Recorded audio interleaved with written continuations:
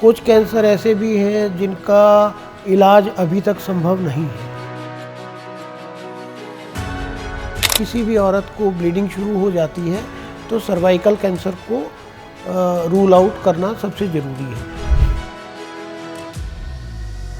ਮੇਲ ਔਰ ਫੀਮੇਲ ਨੂੰ ਜਦੋਂ ਕੈਂਸਰ ਦੀ ਗੱਲ ਕਰਦੇ ਹਾਂ ਤਾਂ ਕਿਆ ਦੋਨਾਂ ਦੇ ਵਿੱਚ ਸਿੰਪਟਮਸ ਸੇਮ ਹੁੰਦੇ हैं? अगर आपकी बॉडी पावर इम्यूनिटी बहुत अच्छी है तो आप उस कैंसर से प्रभावी रूप से लड़ सकते हैं। ਇੰਡੀਆ ਦੇ ਵਿੱਚ ਅਸੀਂ ਯੂਜੂਅਲੀ ਦੇਖਦੇ ਹਾਂ ਕਿ ਲੋਕ ਜਦੋਂ ਕੈਂਸਰ ਹੋ ਜਾਂਦਾ ਹੈ, ਪੇਸ਼ੈਂਟ ਹੁੰਦਾ ਹੈ ਤਾਂ ਉਹਦੀ ਵਿਲ ਪਾਵਰ ਘਟ ਜਾਂਦੀ ਹੈ। ਉੱਥੇ ਫੈਮਿਲੀ ਨੂੰ ਕਿਸ ਤਰ੍ਹਾਂ ਦਾ ਰੋਲ ਪਲੇ ਜਿਹੜਾ ਉਹ ਕਰਨਾ ਚਾਹੀਦਾ ਹੈ?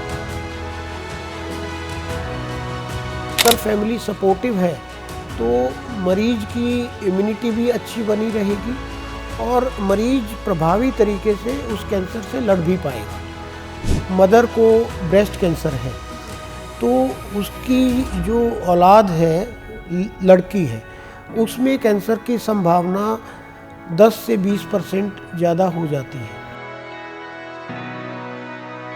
ਸਾਇਲੈਂਟ ਕੈਂਸਰ ਵੀ ਕੁਝ ਹੁੰਦੇ ਨੇ ਡਾਕਟਰ ਸਾਹਿਬ? ज़्यादातर कोई भी लक्षण नहीं देता है। मरीज को सिर्फ खून की कमी होगी और भूख ठीक लगती रहेगी, लेकिन खून की कमी का कारण क्या है उसको पता नहीं।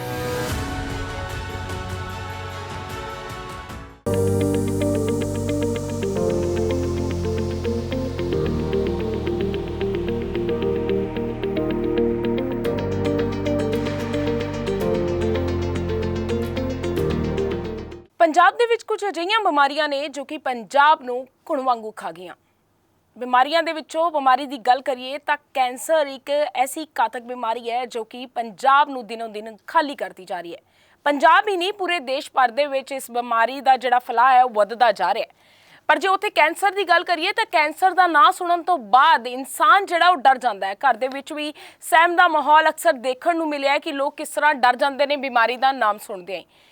ਪਰ ਜੇ ਉੱਥੇ ਹੀ ਪੰਜਾਬ ਦੀ ਗੱਲ ਕਰੀਏ ਤਾਂ ਬਹੁਤ ਵੱਡੇ ਨਾਮਾਂ ਦੇ ਨਾਲ ਜਿਹੜੇ ਲੋਕ ਨੇ ਉਹ ਇਸ ਬਿਮਾਰੀ ਦੇ ਨਾਲ ਜੂਝੇ ਨੇ। ਉਹ ਚਾਹੇ ਕ੍ਰਿਕਟਰ ਦੀ ਗੱਲ ਕਰੀਏ, ਯੁਵਰਾਜ ਸਿੰਘ ਹੋਣੀ ਵਰਲਡ ਕੱਪ ਦੇ ਦੌਰਾਨ ਜਿਹੜੇ ਨੇ ਕੈਂਸਰ ਦੇ ਨਾਲ ਪੀੜਤ ਹੋਏ, ਪਰ ਉਹ ਜਿੱਤ ਜਿਹੜੀ ਹੈ ਉਹਨਾਂ ਨੇ ਹਾਸਲ ਕੀਤੀ ਹੈ, ਲੜਾਈ ਲੜੀ ਹੈ, ਜਿਸ ਤੋਂ ਬਾਅਦ ਵਰਲਡ ਕੱਪ ਵੀ ਈਵਨ ਉਹਨਾਂ ਨੇ ਜਿੱਤਿਆ। ਪਰ ਇਹ ਬਿਮਾਰੀ ਹੁੰਦੀ ਕਿਉਂ ਹੈ, ਕੀ ਲੱਛਣ ਨੇ, ਜਾਂ ਇਹਦੇ ਉੱਤੇ ਰੋਕ ਕਿਸ ਤਰ੍ਹਾਂ ਲਗਾਈ ਜਾ ਸਕਦੀ ਹੈ, ਇਸ ਦੇ ਉੱਤੇ ਗੱਲ ਕਰਨੀ ਬਹੁਤ ਜ਼ਰੂਰੀ ਹੈ। ਸਤਿ ਸ਼੍ਰੀ ਅਕਾਲ, ਤੁਸੀਂ ਜੁੜੇ ਹੋ ਮਾਈ ਪੰਜਾਬੀ ਟੀਵੀ ਦੇ ਨਾਲ। ਪ੍ਰੋਗਰਾਮ ਸਿਹਤ ਸੰਭਾਲ ਪੰਜਾਬੀਆ ਦੇ ਵਿੱਚ ਤੁਹਾਡਾ ਸਵਾਗਤ ਹੈ। ਮੈਂ ਚੰਨਪ੍ਰੀਤ ਕੌਰ, ਨਾਲ ਮੇਰੇ ਗੈਸਟ ਡਾਕਟਰ ਅਸ਼ਵਨੀ ਦਲਾਲ ਮੌਜੂਦ ਨੇ, ਜਿਨ੍ਹਾਂ ਦੇ ਨਾਲ ਅੱਜ ਗੱਲਬਾਤ ਕਰਾਂਗੇ ਕਿ ਇਸ ਬਿਮਾਰੀ ਦੇ ਉੱਤੇ ਰੋਕ ਕਿਸ ਤਰ੍ਹਾਂ ਲਗਾਈ ਜਾ ਸਕਦੀ ਹੈ, ਕਿਸ ਤਰ੍ਹਾਂ ਇਸ ਨੂੰ ਰੋਕਿਆ ਜਾ ਸਕਦਾ ਹੈ। ਜੇ ਬਿਮਾਰੀ ਕਿਸੇ ਨੂੰ ਹੁੰਦੀ ਹੈ ਤਾਂ ਕੀ ਲੱਛਣ ਨੇ ਜਿਹੜੇ ਅਕਸਰ ਦੇਖਣ ਨੂੰ ਮਿਲਦੇ ਨੇ, ਕਿਉਂਕਿ ਬਿਮਾਰੀ ਜਦੋਂ ਅਸੀਂ ਕੈਂਸਰ ਬਾਰੇ ਸੁਣਦੇ ਹਾਂ ਤਾਂ ਲੱਗਦਾ ਹੈ ਕਿ ਬਹੁਤ ਵੱਡੀ ਬਿਮਾਰੀ ਹੈ। ਕਈ ਵਾਰ ਲੋਕ ਇਸ ਦਾ ਇਲਾਜ ਵੀ ਨਹੀਂ ਕਰਵਾ ਪਾਉਂਦੇ, ਪਰ ਇਸ ਦੇ ਉੱਤੇ ਰੋਕ ਲਗਾਉਣੀ ਤਾਂ ਬਹੁਤ ਜ਼ਰੂਰੀ ਹੈ। ਉਸ ਦੇ ਬਾਰੇ ਅੱਜ ਚਰਚਾ ਕਰਾਂਗੇ। ਸਾਡੇ ਅੱਜ ਦੇ ਮਹਿਮਾਨ ਨੇ ਡਾਕਟਰ ਅਸ਼ਵਨੀ ਦਲਾਲ, ਜੋ ਕਿ ਕੈਂਸਰ ਸਪੈਸ਼ਲਿਸਟ ਨੇ, ਤਾਂ ਉਹਨਾਂ ਤੋਂ ਜਾਣਾਂਗੇ ਕਿ ਇਸ ਬਿਮਾਰੀ ਨੂੰ ਕਿਸ ਤਰ੍ਹਾਂ ਰੋਕਿਆ ਜਾ ਸਕਦਾ ਹੈ। ਸਤਿ ਸ਼੍ਰੀ ਅਕਾਲ ਸਰ, ਮਾਈ ਪੰਜਾਬੀ ਟੀਵੀ ਦੇ ਉੱਤੇ ਸਵਾਗਤ ਹੈ। सत श्री अकाल। ਸਰ, ਕੈਂਸਰ ਦਾ ਨਾਮ ਕੀ ਮੌਤ ਹੀ ਹੈ ਜਾਂ ਇਸ ਦਾ ਇਲਾਜ ਵੀ ਹੈ? नहीं, कैंसर का नाम मौत नहीं है।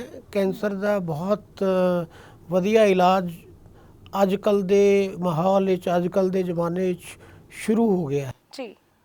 बहुत सारे कैंसर ऐसे भी हैं जिनमें पूरी तरह वो दवाई के साथ या ऑपरेशन के साथ ठीक हो जाते हैं। कुछ कैंसर ऐसे भी हैं जिनका इलाज अभी तक संभव नहीं है। वो कैंसर कहाँ का है, जन्मजात है या किसी और कारण से हुआ है, उसके ऊपर निर्भर करता है। ਅਸ਼ਵਨੀ ਜੀ, ਰਿਪੋਰਟਾਂ ਦੀ ਗੱਲ ਕਰੀਏ ਤਾਂ ਪਿੱਛੇ ਕੁਝ ਰਿਪੋਰਟਾਂ ਜਿਹੜੀਆਂ ਨੇ ਉਹ ਸਾਹਮਣੇ ਆਈਆਂ, ਜਿਸ ਦੇ ਵਿੱਚ ਇੰਡੀਆ ਨੂੰ ਕੈਪੀਟਲ ਦੱਸਿਆ ਗਿਆ ਕੈਂਸਰ ਦਾ, ਕਿਉਂਕਿ ਇੰਡੀਆ ਦੇ ਵਿੱਚ ਪਿਛਲੇ ਕੁਝ ਸਾਲਾਂ ਤੋਂ ਜਿਹੜੇ ਕੇਸ ਨੇ ਕੈਂਸਰ ਦੇ ਉਹ ਬਹੁਤ ਜ਼ਿਆਦਾ ਪਾਏ ਗਏ। ਤਾਂ ਕਿਉਂ ਲੱਗਦਾ ਹੈ ਕਿ ਇੰਡੀਆ ਕੈਪੀਟਲ ਹੀ क्यों? इंडिया को कैपिटल नहीं कहेंगे, ये ऑल ओवर द वर्ल्ड ये फिनोमेना है कि जो स्तन कैंसर है, जो लेडीज़ के अंदर होता है, वो सारे संसार में, पूरे वर्ल्ड में काफ़ी ज़्यादा बढ़ गया है। उसका कारण दो तीन चीज़ें हैं। एक तो है लेट उम्र में शादी होना, बहुत लेट उम्र के अंदर बच्चे पैदा होना। जो लेडीज़ हैं वो बच्चे को अपना दूध नहीं पिलाती हैं। उनका खाने का जो खाने पीने के अंदर जो चीज़ें हैं उसके अंदर बहुत सारी मिलावटें शुरू हो गई हैं। खाना सारा जो पहले होता था मेहनत, और मेहनत बहुत कम करते हैं लोग। सीडेंट्री लाइफस्टाइल हो गया है, मतलब घर में बैठे रहना, परिश्रम नहीं करना, और उससे मोटापा भी बढ़ता जा रहा है। तो ये बहुत सारे कारण हैं जो जिससे कि स्तन कैंसर लेडीज़ में बहुत ज़्यादा बढ़ गया है, ना सिर्फ हिंदुस्तान में, ऑल ओवर दी वर्ल्ड। कुछ कैंसर ऐसे हैं जो संसार के किसी किसी कोने में ज़्यादा हैं, जैसे खाने की नली का कैंसर है या पेट की थैली का कैंसर है। वो एशियन कंट्रीज़ में, जापान में बहुत ज़्यादा है। वो उनकी जो खान पान का जो तरीका है उससे रिलेशन है उसका, उससे उसके ऊपर प्रभाव पड़ता है और उसी की वजह से वो ज़्यादा होता है। वही कैंसर हमारे हिंदुस्तान में कम है। कुछ कैंसर ऐसे हैं जैसे बड़ी आंत का कैंसर है। बड़ी आंत का कैंसर हिंदुस्तान में भी बहुत तेज़ी से बढ़ रहा है, खासकर हमारे पंजाब में, संगरूर बेल्ट में, मालवा बेल्ट में, उस फिरोजपुर साइड में। उसका कारण सबसे बड़ा ये है कि पेस्टिसाइड जो यूज़ हो रहे हैं वो हमारे खाने के साथ हमारे पेट में जाते हैं, और उससे बड़ी आंत का कैंसर काफ़ी ज़्यादा बढ़ गया है, खासकर पंजाब के अंदर। आंत का कैंसर अदरवाइज़ वर्ल्ड ओवर अगर देखें तो बहुत ज़्यादा यूरोपियन कंट्रीज़ में होता है, क्योंकि उनका जो खान पान है वो ज़्यादातर नॉन वेजिटेरियन है, फाइबर डाइट उसके अंदर है नहीं। लेकिन दूसरा कारण पेस्टिसाइड हमारे पंजाब के अंदर, ये सबसे बड़ा मुख्य कारण। अश्विनी जी, ਤੁਸੀਂ ਮਾਲਵਾ ਬੈਲਟ ਦੀ ਗੱਲ ਕੀਤੀ ਕਿ ਪੰਜਾਬ ਦੇ ਵਿੱਚ ਮਾਲਵਾ ਬੈਲਟ 'ਚ ਕੈਂਸਰ ਬਹੁਤ ਜ਼ਿਆਦਾ ਹੈ, ਕਿਉਂਕਿ ਬਠਿੰਡਾ ਏਰੀਆ ਦੀ ਗੱਲ ਕਰੀਏ ਤਾਂ ਉੱਥੇ ਵੀ ਕੈਂਸਰ ਪੀੜਤ ਬਹੁਤ ਜ਼ਿਆਦਾ ਨੇ। ਤੁਹਾਨੂੰ ਪਤਾ ਹੋਣਾ ਹੈ ਕਿ ਬਠਿੰਡਾ ਦੇ ਵਿੱਚ ਇੱਕ ਰੇਲ ਚੱਲਦੀ ਸੀ ਸਪੈਸ਼ਲ ਕੈਂਸਰ ਪੇਸ਼ੈਂਟਸ ਦੇ ਲਈ, ਬਠਿੰਡਾ ਟੂ ਬੀਕਾਨੇਰ, ਜੇ ਮੈਂ ਗਲਤ ਨਹੀਂ। ਤਾਂ ਮਾਲਵਾ ਬੈਲਟ ਦੇ ਵਿੱਚ ਹੀ ਜ਼ਿਆਦਾ ਕਿਉਂ ਕੈਂਸਰ ਪੇਸ਼ੈਂਟ ਤੁਹਾਡੇ ਹਿਸਾਬ ਦੇ ਨਾਲ ਦੇਖੇ ਜਾਂਦੇ ਆ ਕਿ ਮਾਲਵਾ ਬੈਲਟ ਦੇ ਵਿੱਚ ਹੀ ਜ਼ਿਆਦਾ ਹੈ? ਕਿ ਤਾਂ ਤੁਸੀਂ ਰੀਜ਼ਨ ਦੱਸਿਆ ਪੈਸਟੀਸਾਈਡ, ਹੈ ਨਾ, ਜਾਂ ਮਿਲਾਵਟ ਕਹਿ ਸਕਦੇ ਹਾਂ। सिर्फ ये मालवा खेतर दे विच ही है या होर भी साइट्स ते उत्ते इदां दे पेशेंट जेडे ने ज़्यादा देखण नूं? नहीं, इसके अंदर जो पेस्टिसाइड यूज़ है, जहाँ अंडरग्राउंड वाटर बहुत ज़्यादा यूज़ होता है और जहाँ पर चावल की खेती ज़्यादा होती है, उस एरिया में ये ज़्यादा है। जहाँ बहुत ज़्यादा गेहूं की खेती होती है वहाँ अंडरग्राउंड वाटर जो भूमिगत पानी है उसका इस्तेमाल कम होता है। इसलिए जहाँ चावल की खेती ज़्यादा होती है, भूमिगत पानी ज़्यादा यूज़ होता है, उसमें पेस्टिसाइड की मिलावट होती है, क्योंकि वहाँ पर इस्तेमाल भी पेस्टिसाइड ज़्यादा हो रहा है। यही कारण है कि मालवा बेल्ट में, क्योंकि चावल बहुत ज़्यादा होता है, जीरी बहुत ज़्यादा होती है, तो उस वजह से जो ज़मीन का पानी है वो ट्यूबवेल के ज़रिए वो पौधे में भी जाएगा और वो उसके साथ इंसान की सेहत को भी खराब करे। डॉक्टर साहब, कैंसर की गल करिए तो किन्ने टाइप के कैंसर जड़े, क्योंकि नॉर्मली असी जड़ा सुनते हैं ब्लड कैंसर, ब्रेस्ट कैंसर, या हुणे रिसेंट एक कैंसर बड़ा हाईलाइट होया सर्वाइकल कैंसर। सो किन्ने टाइप्स ने कैंसर दे और किस तरह के पेशेंट्स दे विच पाए जाते हैं? इंसान के शरीर में हर जो हिस्सा है, हर जो पुर्जा है, उसका कहीं पे भी कैंसर हो सकता है और हर कैंसर अपने बिल्कुल ही अलग तरीके से बिहेव करता है। चमड़ी का कैंसर जैसे अल्ट्रावायलेट रेज से होता है, बहुत ज़्यादा जो लोग धूप में रहते हैं, रंग उनका बहुत गोरा है, उनको चमड़ी का कैंसर होता है, जैसे यूरोपियन कंट्रीज़ में। सर्वाइकल कैंसर औरतों में बहुत ज़्यादा कॉमन वहाँ होता है जहाँ वो उनकी हाइजीन प्रॉपर नहीं होती है, जैसे कि वो अपने हिस्सों को बहुत सफाई नहीं रखते हैं। एक बहुत, मैं किसी तबके का नाम नहीं लूँगा, लेकिन वो बहुत समय तक बड़े कपड़े डाल के रखते हैं, जैसे बुर्का हो गया, सफाई का कम ध्यान रखना, उस पॉपुलेशन में सर्वाइकल कैंसर बहुत ज़्यादा है। और लेकिन सर्वाइकल कैंसर का भी एक और कारण है जिसको कहते हैं ह्यूमन पेपिलोमा वायरस। वो वायरस ऐसी ही स्थिति के अंदर उत्पन्न होता है जहाँ बहुत ज़्यादा सफाई नहीं होती और वही कारण बनता है सर्वाइकल कैंसर का। ਲੇਡੀਜ਼ ਦੇ ਵਿੱਚ ਇੱਕ ਹੋਰ ਕੈਂਸਰ ਬਹੁਤ ਜ਼ਿਆਦਾ ਪਾਇਆ ਜਾਂਦਾ ਹੈ, ਬ੍ਰੈਸਟ ਕੈਂਸਰ। ਜਿਸ ਤਰ੍ਹਾਂ ਸਾਡੇ ਪਿੱਛੇ ਡਾਕਟਰ ਨਵਜੋਤ ਸਿੱਧੂ ਹੋਣਾ ਨੂੰ ਵੀ ਕੈਂਸਰ ਹੋਇਆ, ਉਹਨਾਂ ਨੂੰ ਵੀ ਬ੍ਰੈਸਟ ਕੈਂਸਰ ਸੀ।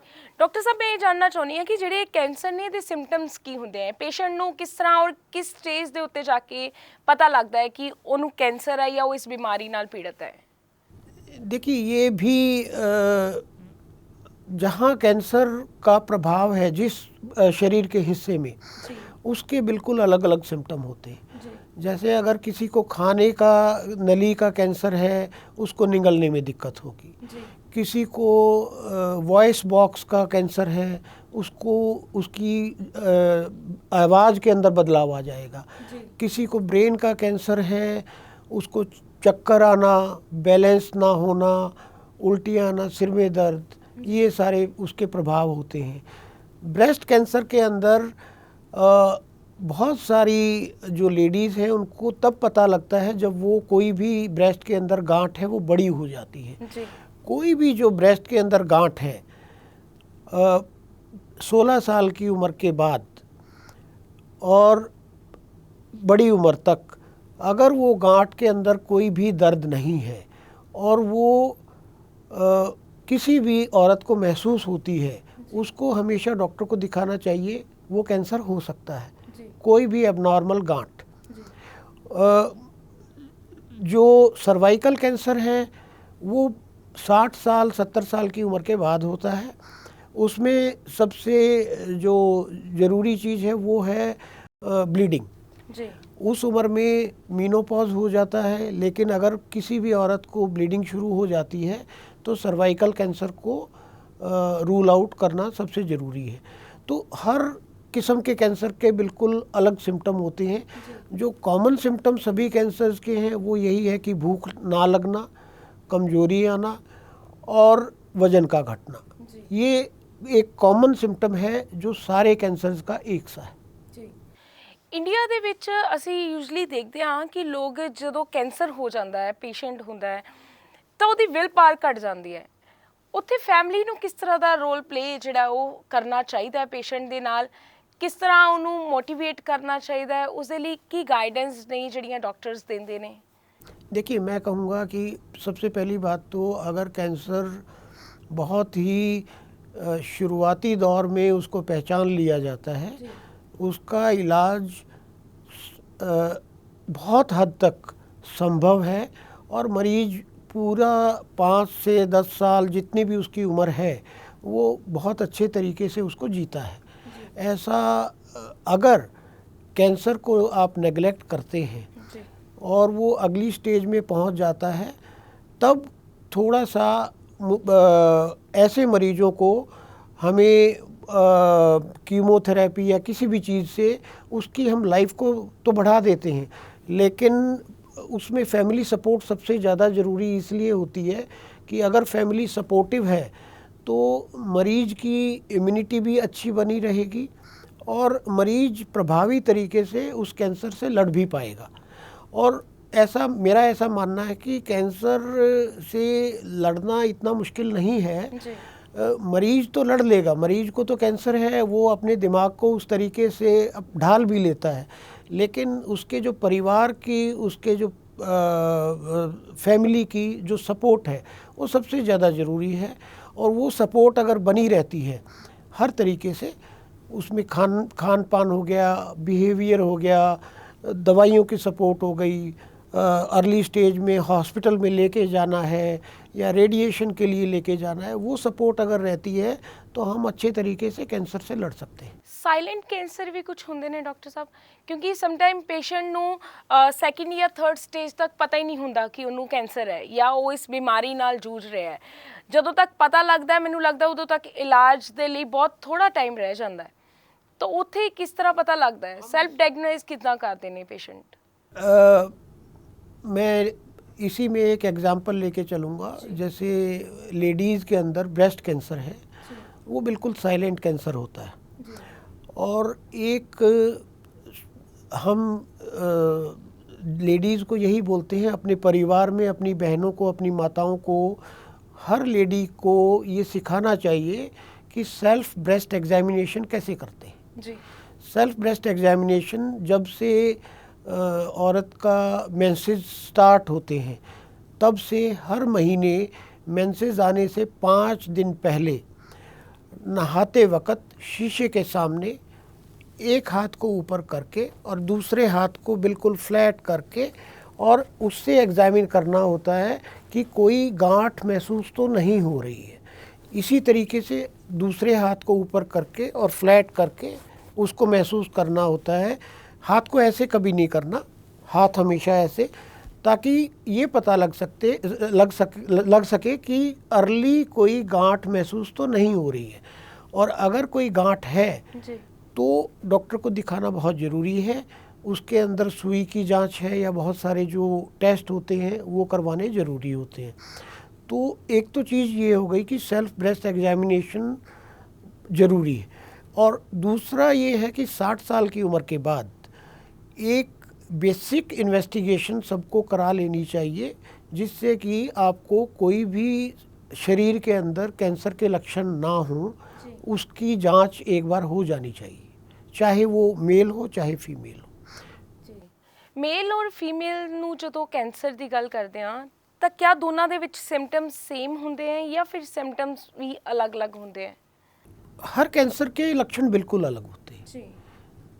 चाहे वो मान लो अगर बड़ी आंत का कैंसर है, चाहे वो मेल को हो चाहे फीमेल को हो, वो ज़्यादातर कोई भी लक्षण नहीं देता है। मरीज को सिर्फ खून की कमी होगी और भूख ठीक लगती रहेगी, लेकिन खून की कमी का कारण क्या है उसको पता नहीं।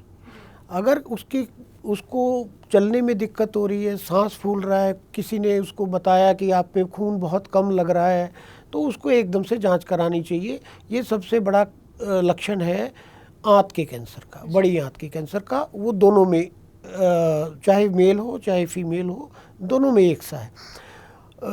फीमेल का ब्रेस्ट कैंसर में गांठ का होना, फीमेल में सर्वाइकल कैंसर में ब्लीडिंग का होना,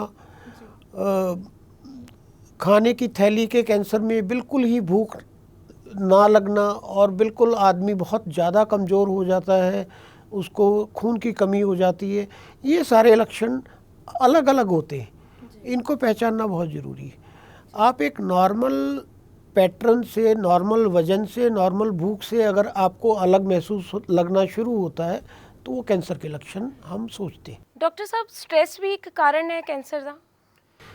स्ट्रेस का इतना ज़्यादा रोल नहीं है कैंसर होने में। स्ट्रेस को रिलीव अगर आप करते हैं तो कैंसर से लड़ ज़रूर सकते हैं। अगर आपकी बॉडी पावर, इम्यूनिटी बहुत अच्छी है तो आप उस कैंसर से प्रभावी रूप से लड़ सकते हैं। इसीलिए आजकल इम्यूनोथेरेपी जिसको बोलते हैं, वो इम्यूनोथेरेपी आजकल कैंसर के इलाज के लिए काफ़ी प्रभावी रूप से आगे आ रही है। उसको हम स्ट्रेस से रिलेशन इनडायरेक्ट है, डायरेक्ट कोई रिलेशन नहीं। जी। वाटर इनटेक कितना कुछ ज़रूरी है, मतलब किसी भी पर्सन दे ਲਈ? वाटर इनटेक आपको 3 से 4 लीटर रोज़ाना पानी लेना ज़रूरी है, जिससे कि आपका जो मोशन है वो डेली नॉर्मल रहे, कब्ज ना रहे। कब्ज एक सबसे बड़ा कारण होता है, खासकर जो नॉन वेजिटेरियन डाइट लेते हैं बड़ी आंत का कैंसर होने में। तो पानी का रोल भी उसमें कब्ज को ख़त्म करने में है। अदरवाइज़ पानी का रोल कैंसर को होने या ना होने में कोई रोल नहीं। ਇਹ ਤਾਂ ਸੀ ਡਾਕਟਰ ਸਾਹਿਬ ਮੇਲ ਔਰ ਫੀਮੇਲ ਦੀ ਗੱਲ, ਜਿਨ੍ਹਾਂ ਦੇ ਵਿੱਚ ਯੂਜੂਅਲੀ ਅਸੀਂ ਕੈਂਸਰ ਦੇਖਦੇ ਹਾਂ। ਪਰ ਅੱਜਕੱਲ ਬੱਚਿਆਂ ਦੇ ਵਿੱਚ ਵੀ ਕੈਂਸਰ ਬਹੁਤ ਜ਼ਿਆਦਾ ਪਾਇਆ ਜਾਂਦਾ ਹੈ। ਇੰਨੀ अर्ਲੀ ਏਜ ਦੇ ਵਿੱਚ ਬੱਚਿਆਂ 'ਚ ਕੈਂਸਰ ਦਾ ਹੋਣਾ, ਉਹਨੂੰ ਕੀ ਕਾਰਨ ਮੰਨਦੇ ਹੋ? बच्चों में जो कैंसर हैं वो ज़्यादातर जन्मजात कैंसर होते हैं। वो माता पिता के जो जीन्स हैं वो जो ट्रांसफ़र होते हैं उनकी वजह से होते हैं, जो बच्चों के कैंसर होते हैं। कुछ कैंसर जैसे ब्लड कैंसर है, जी। उसका जेनेटिक से कोई लेना देना नहीं। कुछ कैंसर ऐसे होते हैं जिसमें जेनेटिक्स का काफ़ी कुछ रोल होता है। जैसे अगर मदर को ब्रेस्ट कैंसर है तो उसकी जो औलाद है, लड़की है, उसमें कैंसर की संभावना 10 से 20% ज़्यादा हो जाती है। अगर उसकी लड़की को भी कैंसर है, उससे और दुगनी परसेंटेज में उसको भी कैंसर होने की संभावना हो जाती है। Genetic cancer is more related to breast and few other areas, जैसे यूट्रस का है, ओवरी का है। लेकिन अदरवाइज बच्चों के अंदर बहुत सारे कैंसर ऐसे होते हैं जिनका एनवायरनमेंट से कोई लेना देना नहीं, एनवायरनमेंट से कोई लेना देना। ਰੂਰਲ ਔਰ ਅਰਬਨ ਏਰੀਆਜ਼ ਦੇ ਵਿੱਚ ਕਿੰਨਾ ਕੁ ਡਿਫਰੈਂਸ ਹੈ ਪੇਸ਼ੈਂਟਸ ਦਾ? ਕਿਉਂਕਿ ਤੁਹਾਡੇ ਕੋਲ ਤਾਂ ਡੇਲੀ ਪੇਸ਼ੈਂਟਸ ਆਉਂਦੇ ਰਹਿੰਦੇ ਆ, ਤੁਸੀਂ ਡੇਲੀ ਡੀਲ ਕਰਦੇ ਹੋ ਜੇ ਪੇਸ਼ੈਂਟਸ ਨਾਲ। ਕਿੰਨਾ ਕੁ ਲੱਗਦਾ ਹੈ ਕਿ ਰੂਰਲ ਏਰੀਆ ਦੇ ਵਿੱਚ ਅਵੇਅਰਨੈਸ ਘੱਟ ਹੋਣ ਕਰਕੇ ਇਹ ਚੀਜ਼ਾਂ ਜ਼ਿਆਦਾ ਪਾਈਆਂ ਜਾਂਦੀਆਂ?